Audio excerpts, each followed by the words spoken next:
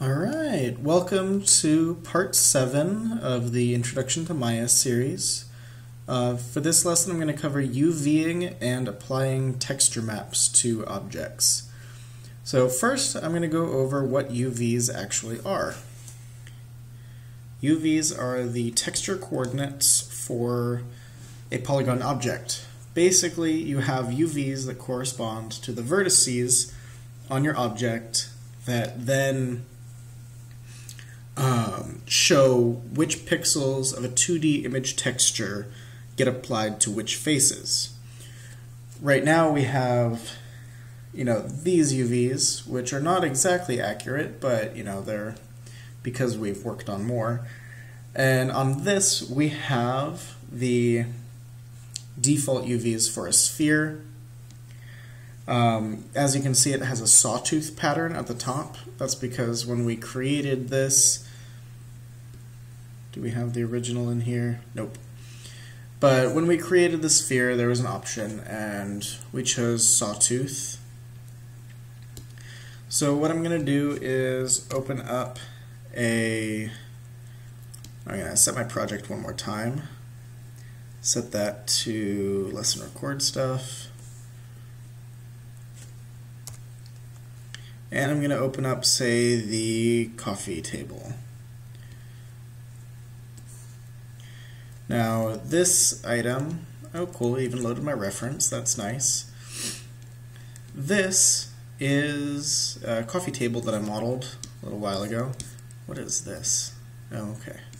Some extra stuff. And if I select any of these, you'll see that we have UVs, but none of them are accurate. If I apply the texture button, you can see that everything is all stretched. That's probably the closest thing to being decent, but hardly. So we're going to go about the process of UVing this. And I'm going to, let's open up the hypershade view. I'm going to do 2 panels side by side and change this one to the UV texture editor. Where is it? There it is. This is just because I don't like to have a lot of floating windows, so I just prefer this. We will start with the glass because that'll be relatively easy. We're going to go to Create UVs, tear it off, choose Planar Mapping, the options. I'm going to tell it the y-axis because we want this going from the top. And we're going to tell it to keep the image width height ratio and apply.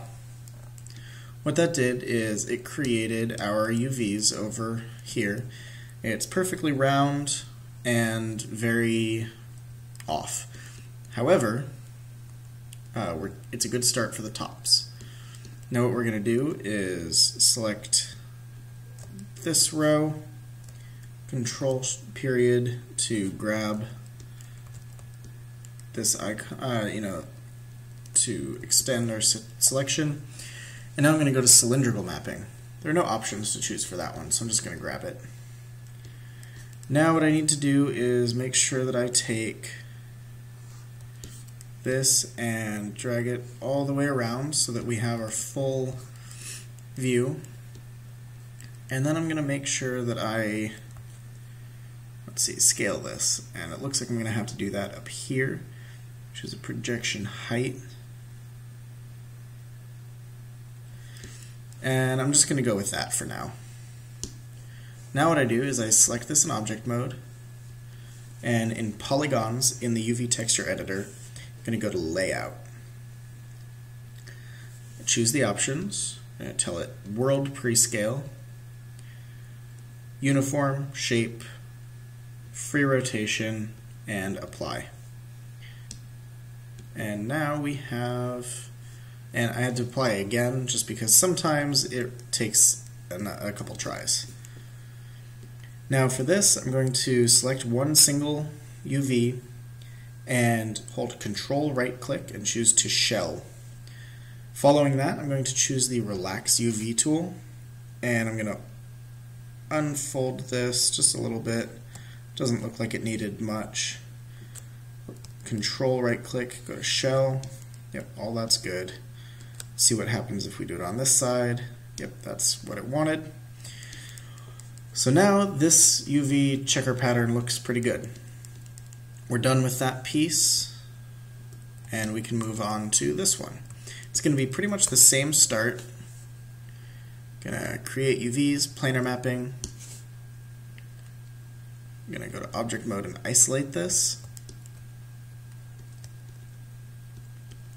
Get the inside as well. Extend that selection. Go to create UVs, cylindrical mapping. Drag this all the way across. And now I need to scale this. So I'm going to scale over there until I get it about square.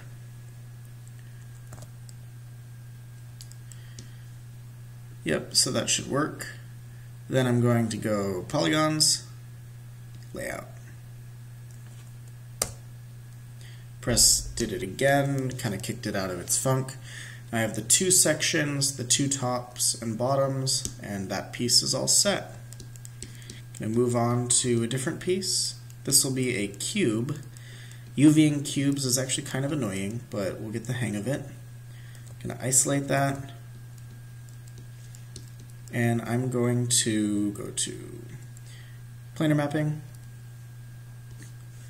do from the Y, grab the middle, extend our selection twice, go from the X, apply, and now we just select these ones, shift period, grow our selection, tell it to go from the Z,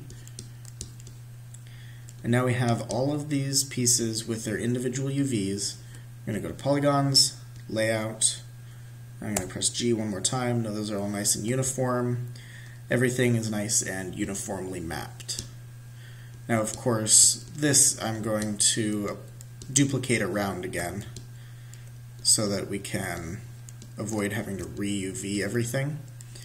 So I'll just grab that, grab this, delete them, grab this one. Oh wait, is that the bad one? Oh wait, no. There we go. Control D, E, 90 degrees on the rotate, Shift D, and now all of those are in place. They share the same UVs, so they're going to get the same exact texture. Next, we'll need this one, which is going to be the exact same setup, so I'm going to skip that. This one will be a little different. Let's choose Y-axis. Then we'll get the ones in the middle, grow our selection, and go to the X-axis.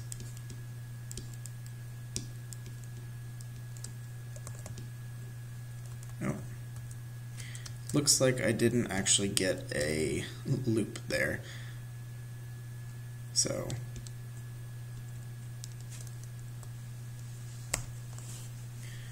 apply. Cool, now we got everything there. And now we'll just take these ones,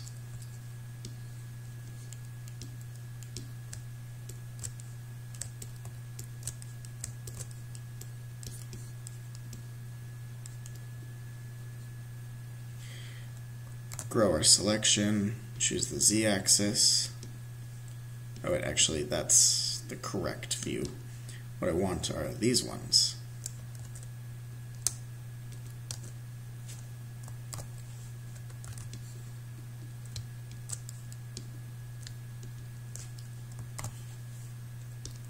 Apply. Gonna do my layout.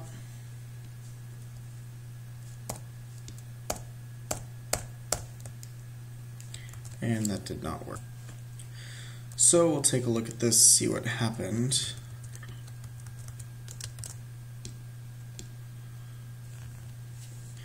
modify, layout, apply. How strange.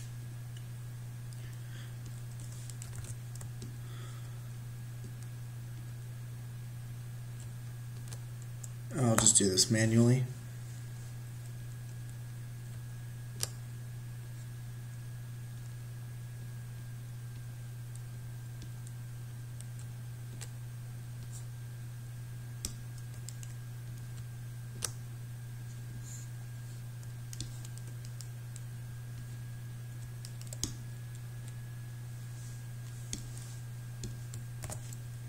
Also going to save that.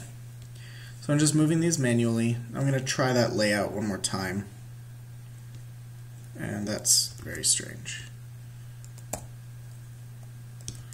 Alright, going to have to do this truly the manual way. Grab both of these to shell, scale them uniformly, move them up, fit them to the top half of this UV section. Grab these four, move them down, scale them a little bit.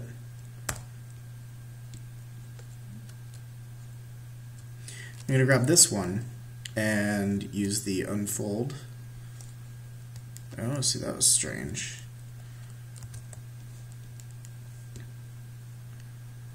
Ah, this piece has two sections. That's why it's been giving us trouble. So I'm going to grab this, grab that one. I'm going to cut the UVs. Then I'm going to go over here, UV, select one of them, go to shell, and move it up. There we go. I'm going to take this shell and unfold it. And that's a little better. Alright, so that piece is done. This piece is identical, so Control D, W, move it right on up.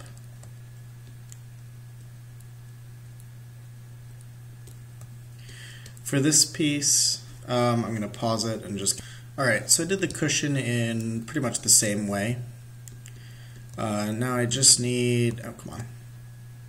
Cancel that, whatever that was.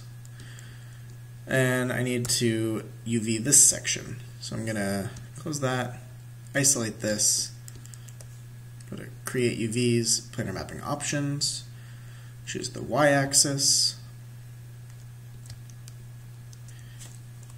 grab that, choose the Z-axis, grab that,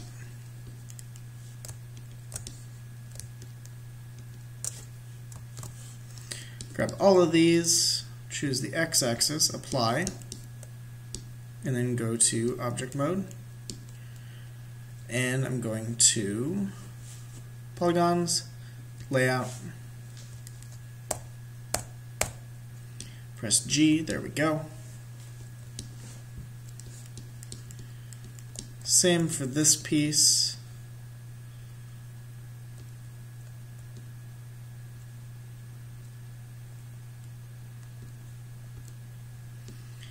I'm gonna isolate this so it's easier.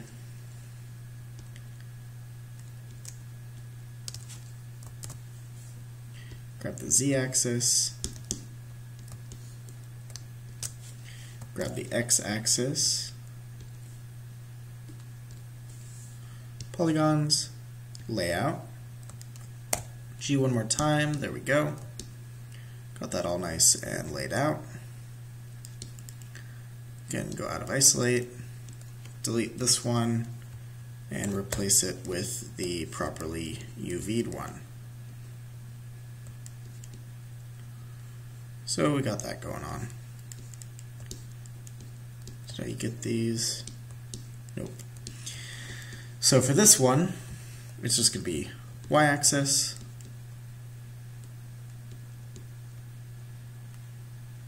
I'm going to isolate this. I'm going to do this one a slightly different way. So I'm going to grab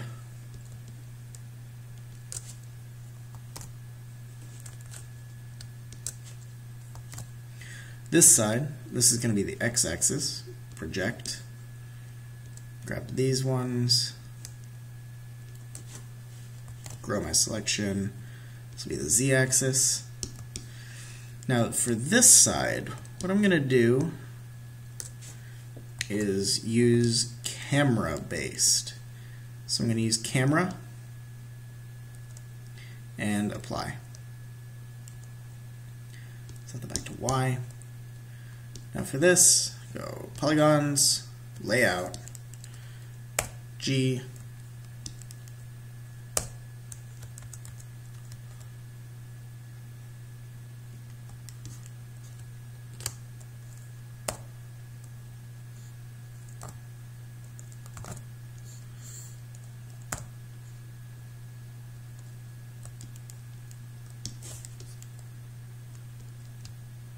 and it looks like I missed a section, so I'm just going to apply.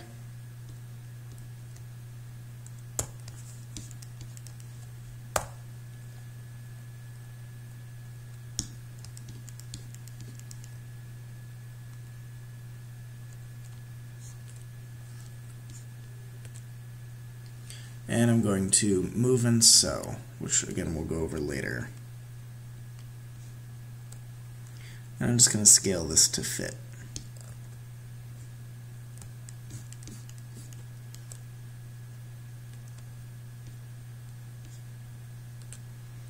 Scale that down a bit. And now in object mode, this should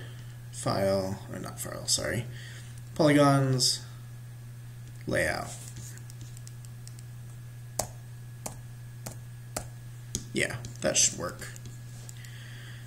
Go out of isolate, delete that one, Control D, E, 180 on the y-axis, and there it is. Let's see, now I believe this is the UV'd chair. Just give me one moment to UV these I'm going to grab all three of these and do another layout. Perfect. Now I have this chair in a group, which I'll go over later.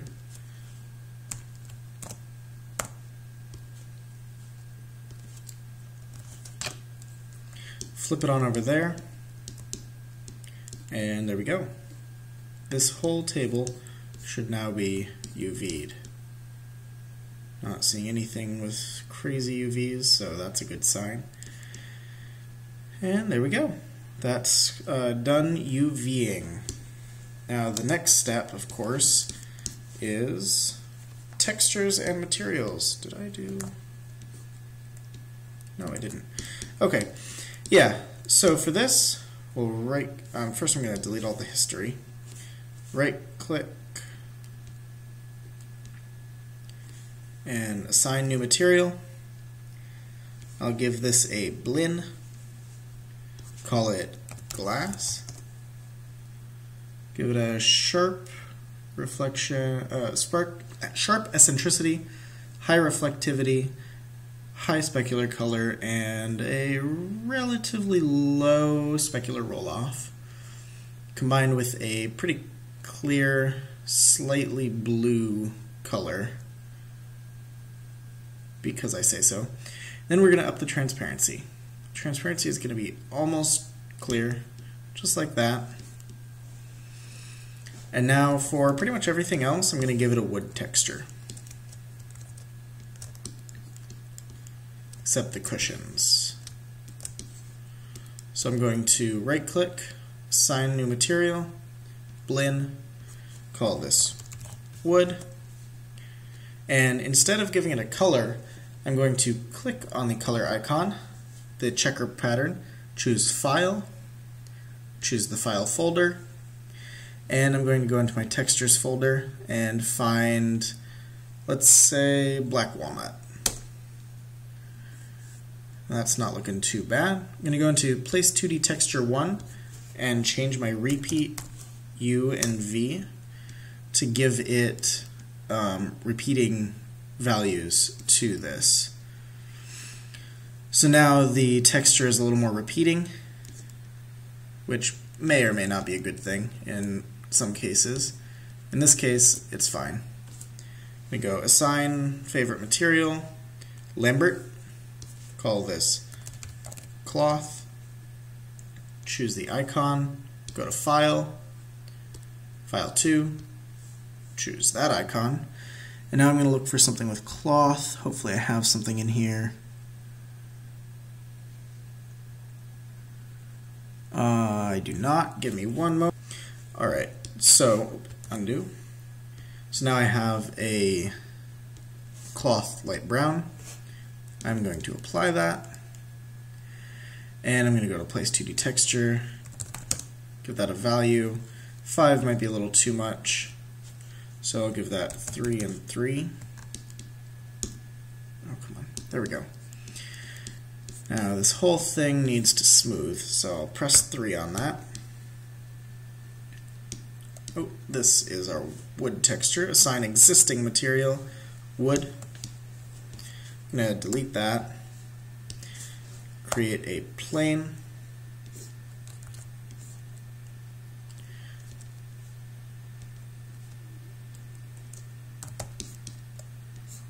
Oops. Create a room. Go to Create Lights, Directional Light. Press T.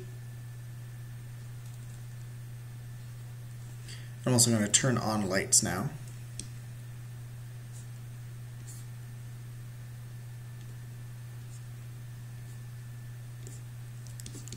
So here's how I want my lights to be laid out. I'm going to give this a very, very slight blue color. Ever so slight. Go to Shadows, Light Angle 20 and 16. Duplicate, translate over there. Change the intensity to 0.2. Change the color to light red, so a little slight pink. And I'm going to duplicate this one last time. Oops. Press spacebar. Bring the light this way. And give it a value of maybe 1. I'm also going to select this object, the background, and go to the render stats and tell it not to cast shadows. So now, if I open up my render settings and set it to mental ray, go to quality, change it to 1, indirect lighting, activate it, put that to 20, go back to common, change this to HD 1080p, and change the file format to JPEG, wherever that may be. I'll use PNG for now. I like PNGs. And now I'm going to hit render. It's going to think. Cool, so Maya's done thinking about the render, and what we have here is a kind of plain render because obviously we haven't done anything with the background or floor, but overall it looks pretty nice. The glass material looks like it needs work, but we're not going to get a good glass material without using a more advanced shader, so we're going to leave that for now. The wood is looking pretty nice. The only issues is my rim light in the back is a little too strong. But aside from that, it's a pretty decent render. The way that we get this out of Maya is we right-click, File, Save Image. It'll default to your project's image file. Let's make sure that we change it from alias pics to PNG or JPEG. Personally, I prefer PNG. I've always found the compression to be a little bit better. Anyways, so this would be coffee table render 1, and we'll just enter, save that. And that right there is, I think, going to wrap up pretty much this series. If I need to, I'll add some more to it upon request, but for now, this is going to be the conclusion of our 7-part Introduction to Maya series. covering the curriculum that I teach my students at the summer camp. Remember, this is aimed at campers and students ages 12, 13 to 17. So it's definitely not aimed for a more professional level. However, you still may be able to find some of this stuff useful. Anyways, I hope you have a good night, and see you next time.